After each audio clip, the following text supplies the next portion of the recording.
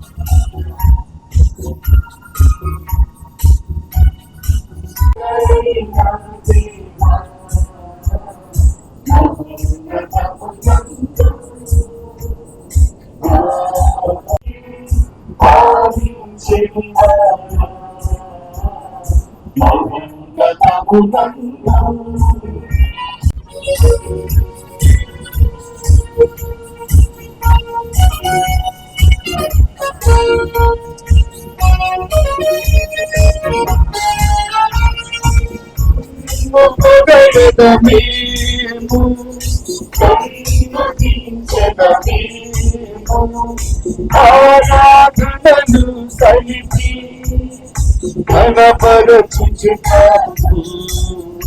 ఈ వైభవము చూచి కీర్తించుచున్నాము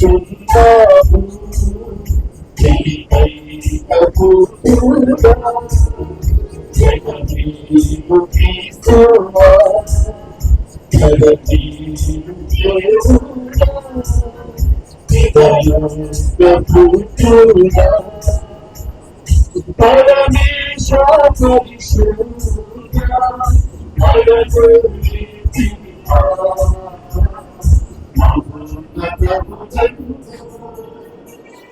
దేవునికి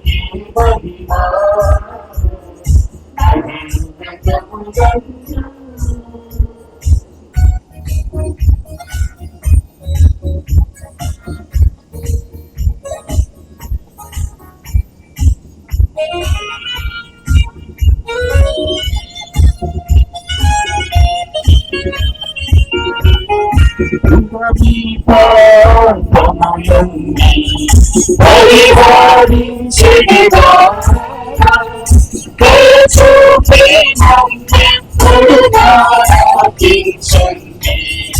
జగతి పరిహారించేదివా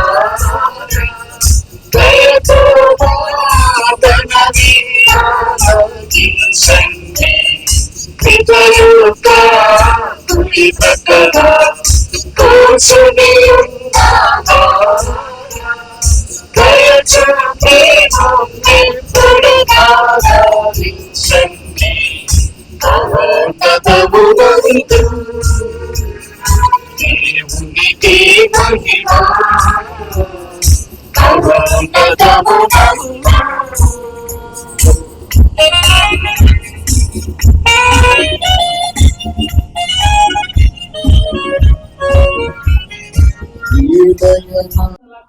సంస్మరణం.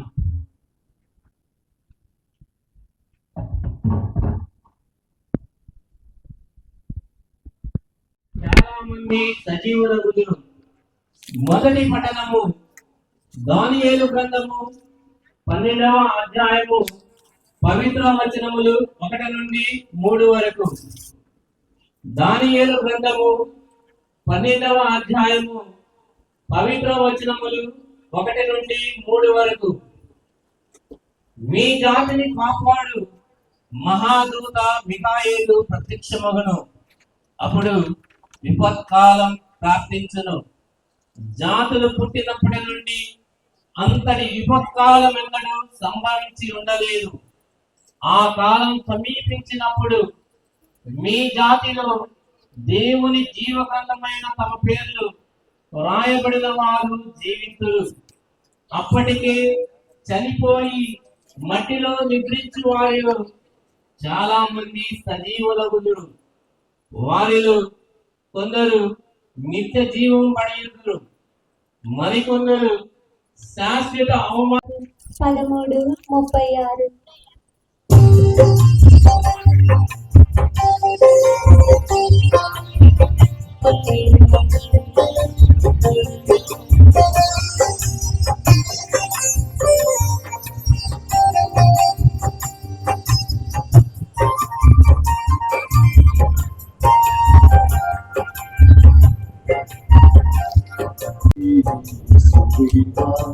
పాలించి పాలించు మృదులైన వారి మహిమాలనుంచి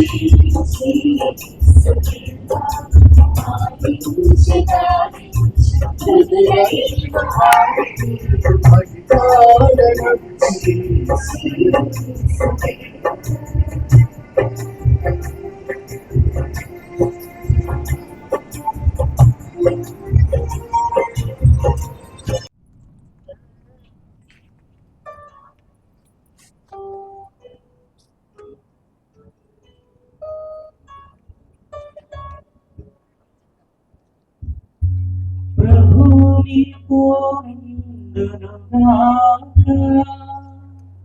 నీ ఆత్మతో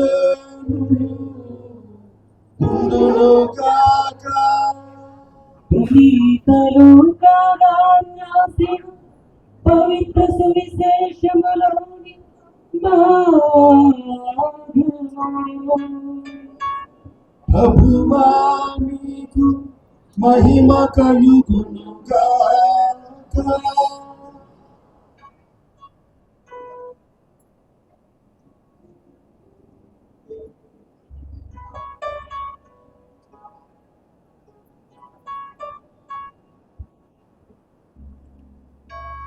ఏడవ అధ్యాయము 11వ వచనం నుంచి 17వ వచనం వరకు.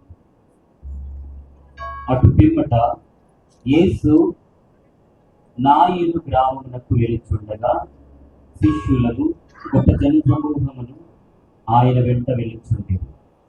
యేసు ఆ గ్రామ ముఖద్వారమును ప్రవేశించినప్పటికీ జనులు ఒక యువకుని శవమును వెలుపలకు మోసుకొని పోవచ్చింది. అతడు ఆ గ్రామమున గల ఒక వితంతువునకు ఏకైక కుమారుడు. ఆ గ్రామ ప్రజలు అనేకులు గుంపులు గుంపులుగా వెంట నుండి ఆ తల్లిని చూసి యేసు కనికరించి ఆమెతో, 7వ వద్దమ్మ అని పలికి ముందుకు సాగి పాడెను తాకింది. వెంటనే దానిని మోయించున్న వారు నిలిచిపోయింది. అప్పుడు యేసు, చిన్నవాడా లెమ్ము అని నీతో చెప్పుచున్నాను అని. వెంటనే ఆ మరణించిన వాడు లేచి కూర్చుండి మాట్లాడసాగింది. యేసు వానిని తల్లికి అప్పగించాడు. అందరూ భయభ్రాంతులై మన మధ్య ఒక గొప్ప ప్రవక్త వెలిసాడు, దేవుడు తన ప్రజలను దర్శింపవచ్చాను అని చెప్పుకొనుచు దేవుని స్తుతించారు. యేసును గురించిన ఈ వర్తమానము యూదయ ప్రాంతం అంతటను పరిసర ప్రాంతములందరికీ వ్యాపించింది. ఇది క్రీస్తు సువిశేషము. క్రీస్తువా నీకు స్తుతి కలుగునుగాక.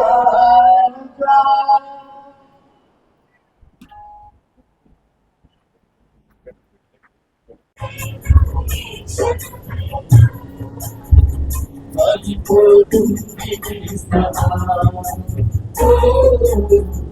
పడిపోతుంది క్రీస్తువా,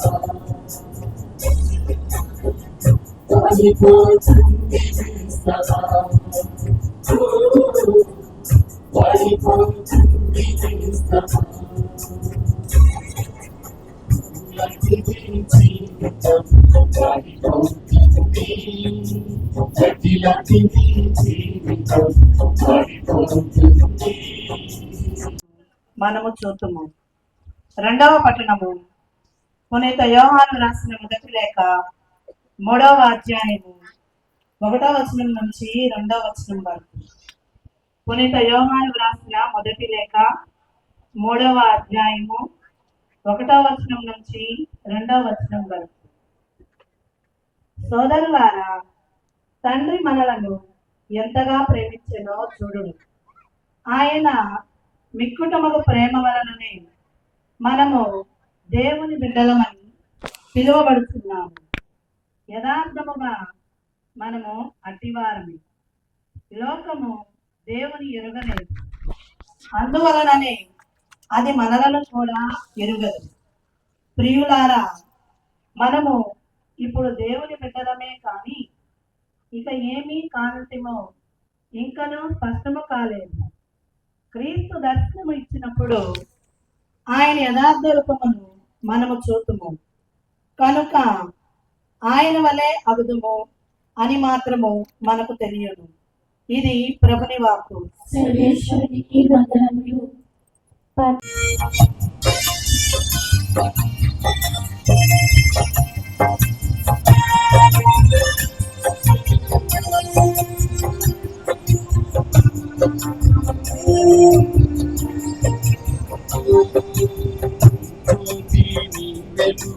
తెలుగు చేతుము మృతి పాలనము వాపి జీవితము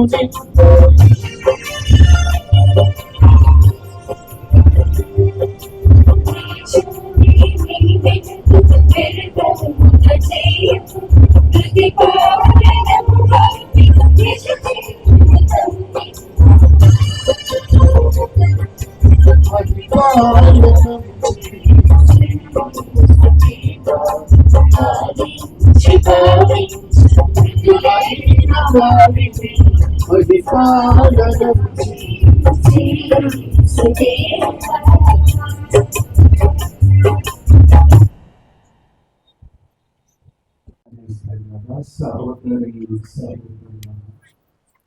ఈనాడు మనం సకల ఆత్మ స్మరణ మహోత్సవాన్ని జరుపుకుంటున్నాం.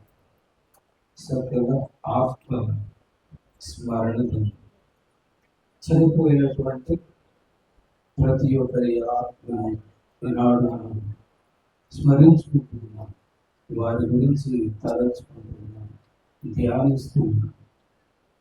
వారు దైవ సన్నిధిలో ఆనందించాలి అనేటువంటి ఆశకు మనం ప్రార్థిస్తున్నాం. ఈరోజు మనం సకల ఆత్మల స్మరణ మహోత్సవాన్ని జరుపుకుంటూ ప్రతి కుటుంబం చనిపోయినటువంటి ప్రతి ఒక్కరిని వారిని దేవుడు తన యొక్క దయా కనికరాలను దయచేసి తన రాజ్యంలో స్థానాన్ని ఇవ్వాలి అని ప్రార్థించుకుంటున్నాం. దీనిని మనం సమాధిలో పండుగ అనుకున్నాం.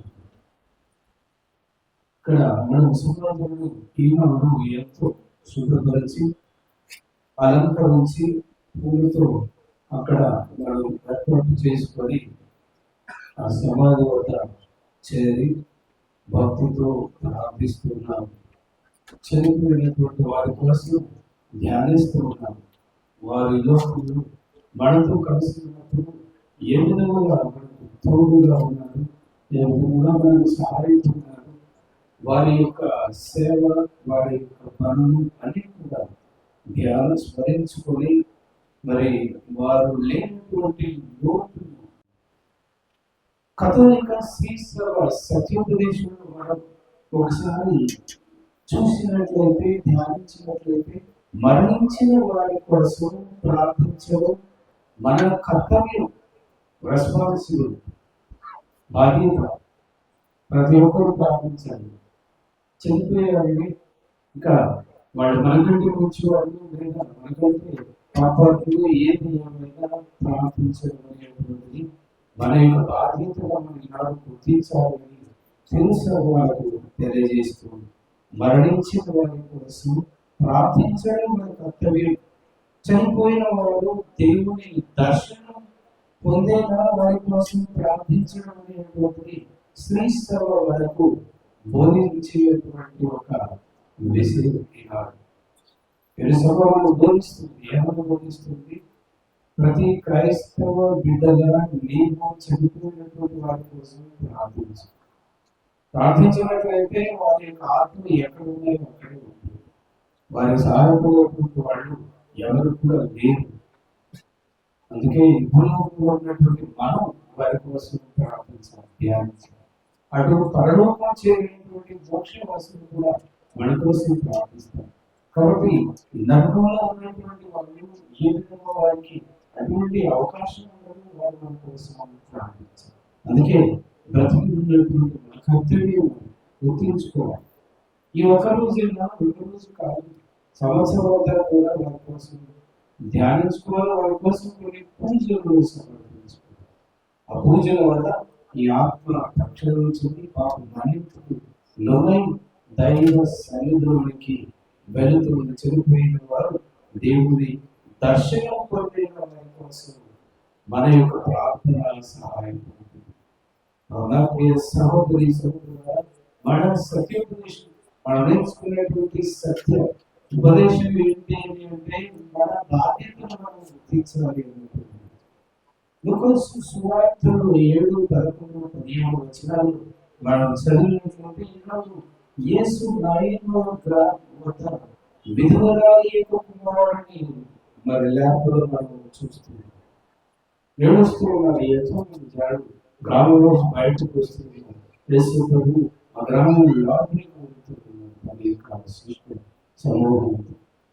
ఆ సందర్భంలో ఆయన ఎదుర్కొన్నటువంటి యొక్క సంఘటన, ఆ సందర్భంలో ఏడుస్తూ ఉండడం చూసి ఎవరు కూడా లేదు అన్నటువంటి ఆ బాధను తట్టుకోలేక ఆమె ఏడుస్తూ మరి అనుమతిస్తుంది. ఆయన మాట మరి మరణంలో కూడా జీవాన్ని తెస్తుందనేటువంటి శక్తివంతమైనటువంటి సంకేతం మనకు ఈనాడు క్రీస్తు ప్రవేశిస్తూ ఉన్నాడు.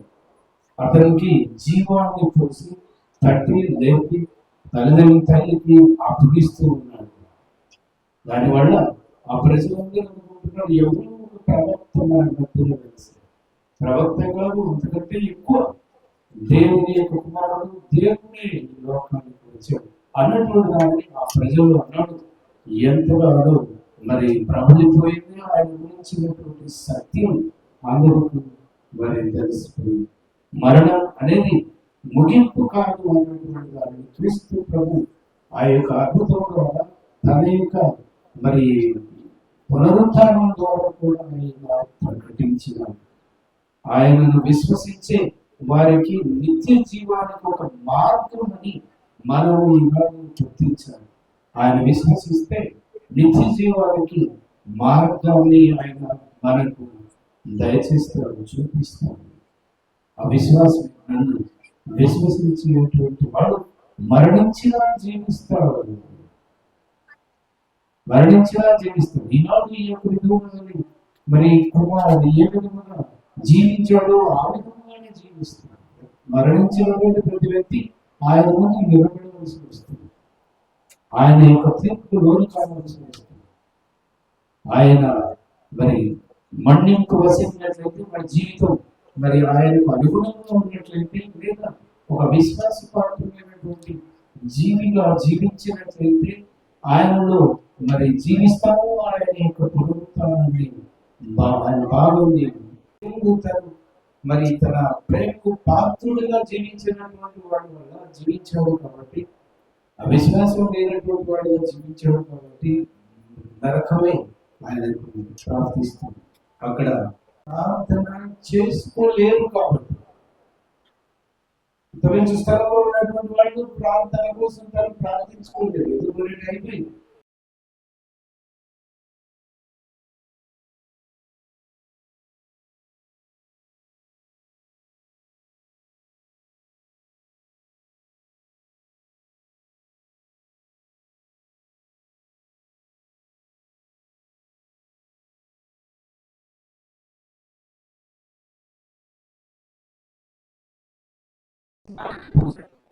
రెండవ పూజ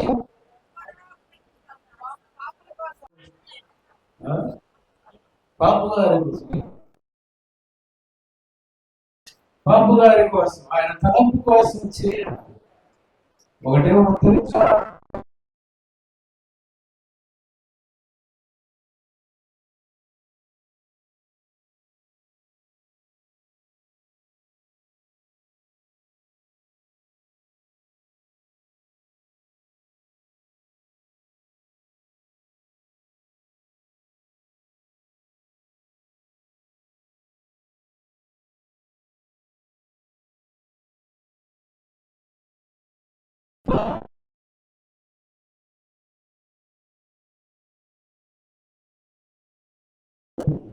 సత్యముడు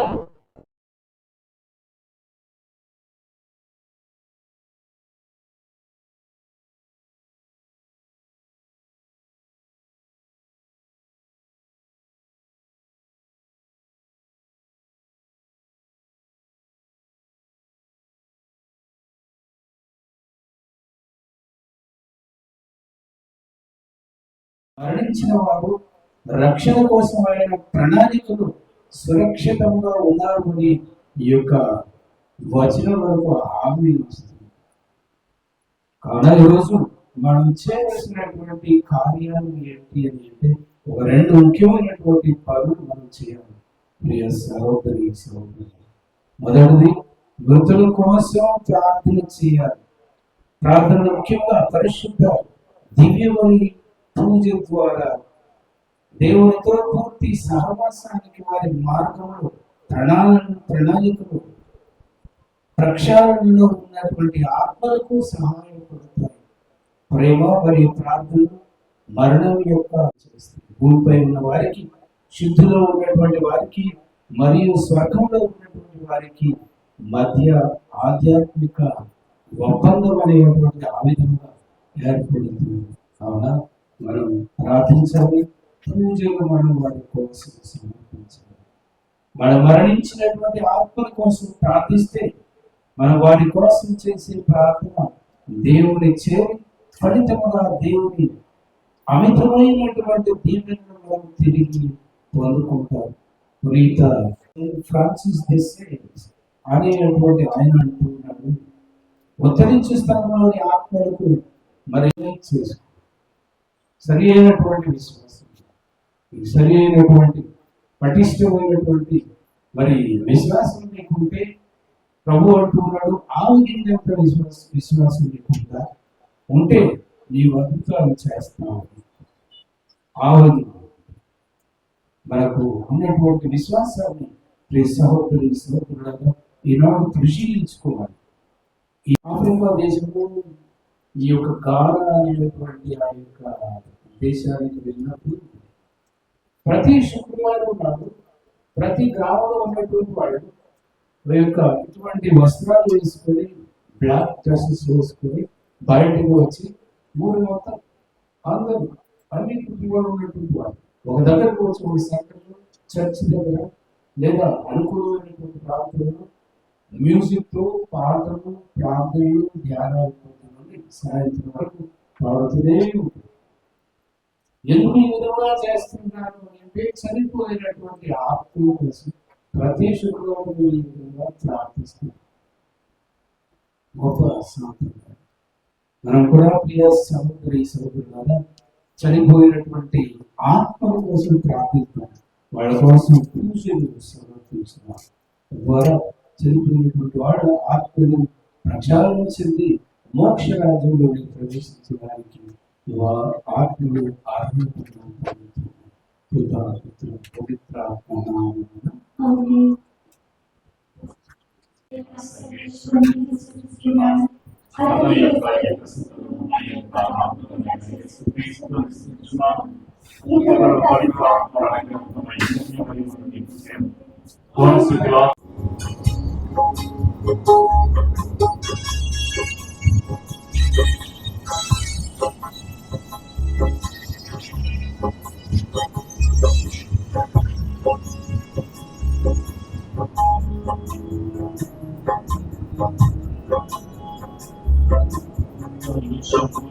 హరించు పరిశుద్ధ బలిలోన వేదనలు శోధనలు హరించు స్వామి.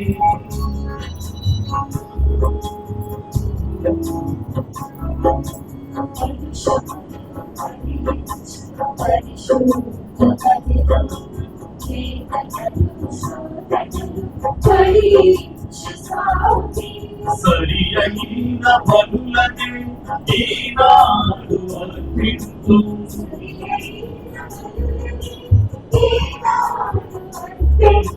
మరులోక జీవము కృత జీవితులకిమ్ము.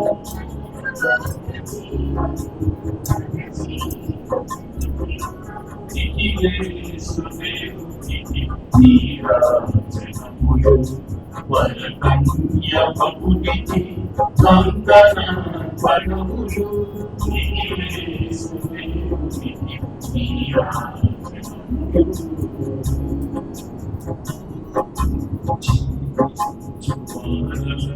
మృతులైన వారలకు న్యాయంతో పగరించి చేపించి స్వామి.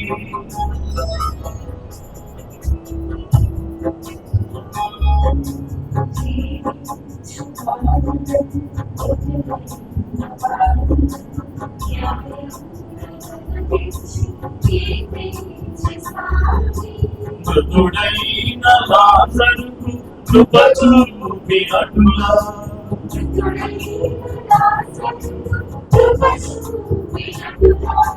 మరులోక జీవం కృత జీవితులకిమ్ము.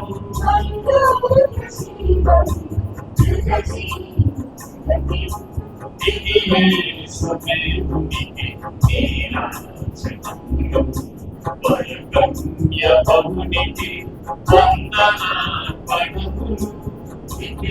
యేసుదేవునికి నీరాజనములు.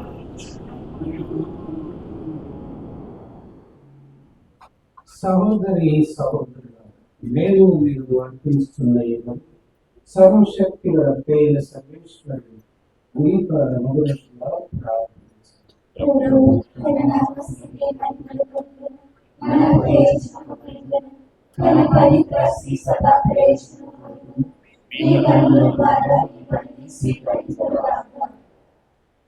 దైవమైన సర్వేశ్వర క్రీస్తునందు మరణించిన నీ దాసులందరి నిమిత్తం మేమర్పించి బలియర్పణంతో స్వీకరించుము.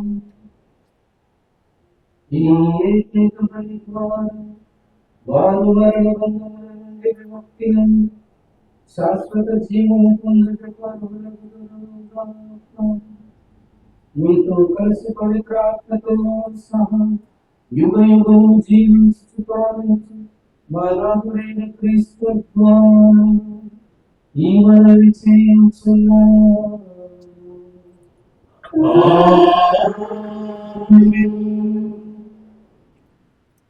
ప్రభువు మీతో ఉండునుగాక.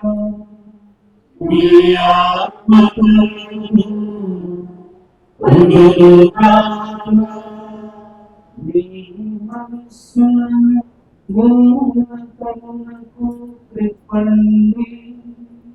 ప్రభువు వైపు తిరిగి ఉన్నాము.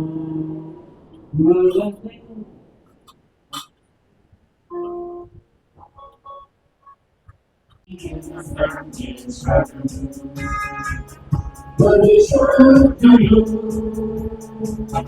పరిశుద్ధులు పరిశుద్ధులు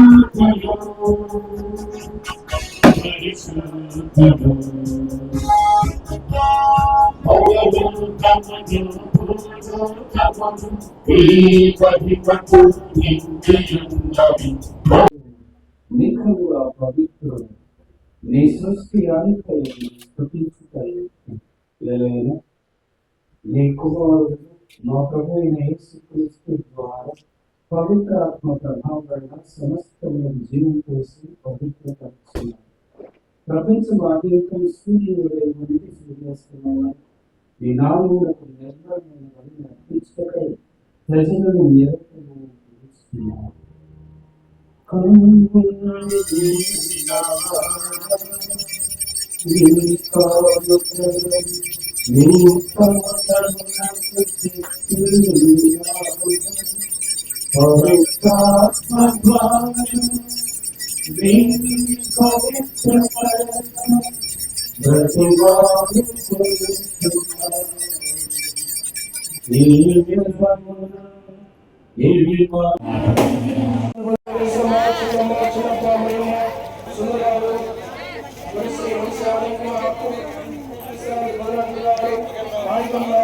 కుమార్